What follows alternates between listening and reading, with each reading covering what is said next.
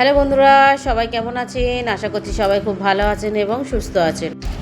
এখন বাইরে খুবই বৃষ্টি হচ্ছে, তাই অনেক দিন খিচুড়ি খাওয়া হয় না। ভাবলাম আজকের একটু খিচুড়ি করি, যেটা ল্যাটকা খিচুড়ি, এবং আপনাদের সঙ্গে শেয়ার করি। এখানে আমি প্রত্যেকটা ডাল আর চাল 150 গ্রাম করে নিয়েছি। আমি দু রকম ডাল নিয়েছি। প্রথমে এখানে মুসুর ডাল নিয়েছি, আর মুগ ডালটা একটুখানি শুকনো খোলায় ভেজে নেব বা শুকনো কড়ার মধ্যে ভেজে নেব। বাসমতি চাল নিয়েছি 150 গ্রাম এবং গোবিন্দভোগ চাল নিয়েছি 150 গ্রাম। নিয়ে এগুলোকে সব একসঙ্গে করে ভালোভাবে জলের মধ্যে ভিজিয়ে বেশ কিছুক্ষণ রেখে দেবো এবং ধুয়ে নেব। এবারে আমি ডাল ভাজাটাকে ওর মধ্যে দিয়ে দিয়েছি। বেশ কিছুটা এখানটায় জল দিয়ে দেব, দিয়ে ভালোভাবে ধুয়ে নেব।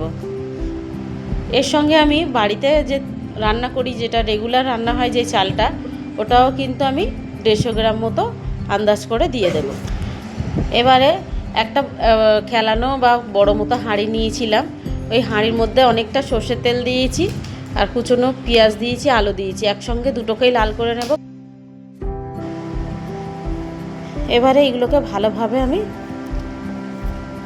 ভাজা ভাজা করে নেব। নিয়ে এক এক করে সব মশলা দিয়ে দেব। প্রথমে আমি এখানে 1.5 চামচের মতো আদা রসুনের পেস্ট দিয়েছি। একটা বড় চামচের মতো আদা রসুনের পেস্টটা দেবো একটু বেশি করে, যেহেতু অনেকটাই রান্না, সেই জন্য দিয়ে একটুখানি নেড়ে চেড়ে নেব। এবারে এক এক করে গুঁড়ো মশলাগুলো দিয়ে দেবো। প্রথমে এখানে 1 চামচের একটু বেশি লঙ্কার গুঁড়ো নেব, আর 1 চামচের মতো হলুদ গুঁড়ো নেব। নিয়ে এইগুলো মশলাগুলোকে আমি ভালোভাবে কষিয়ে নেব।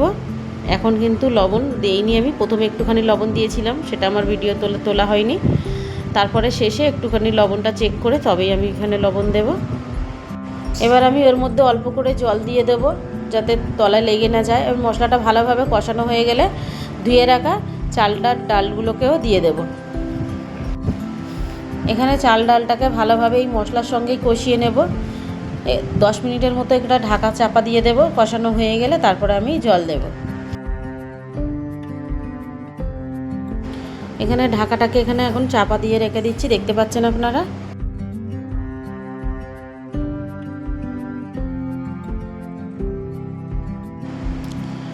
এবারে ওর মধ্যে অনেকটা গরম জল দিয়েছি। গরম জল দেওয়ার পরে এখানে কিন্তু আরও কিছু জিনিস অ্যাড করব আমি। তার মধ্যে 4-5টা কাঁচা লঙ্কা অ্যাড করব। এই কাঁচা লঙ্কাগুলো গোটাই দিয়ে দিয়েছিলাম, চিড়ে দেইনি, কারণ ঝাল হয়ে যাবে সেই জন্য। ওপর থেকে আমি এবার লবণ, চিনি আর গরম মশলাগুলোকেও দেবো এক এক করে। প্রথমে এখানে আমি বেশ কিছুটা চিনি দিয়েছি। চিনিটা আপনারা অপশনাল, দিতেই পারেন, না দিতে পারেন।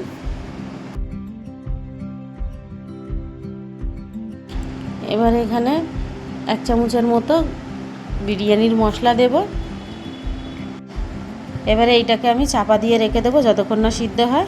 চাল আর ডালটা খুব সুন্দর করে এরকম দেখতে পাচ্ছেন। এইভাবে কিন্তু আমার খিচুড়ি এখন পুরো রেডি হয়ে গিয়েছে পরিবেশন করার জন্য। খিচুড়ি কিন্তু গরম গরমই খেতে ভালো লাগে, ওই জন্য আমরা গরম গরমই এখানে খিচুড়িটা বেড়ে নিচ্ছিলাম। এবার খিচুড়ির সঙ্গে আমরা কিন্তু চিকেনও করেছিলাম, সেই চিকেনটা আপনাদের সঙ্গে শেয়ার করা হয়নি, এবং পাঁপড় ভেজেছিলাম।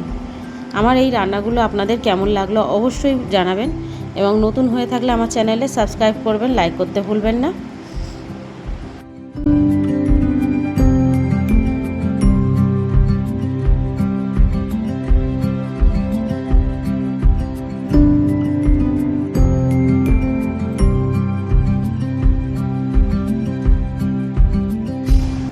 এই যে আমার খিচুড়ি গরম গরম রেডি। ধন্যবাদ।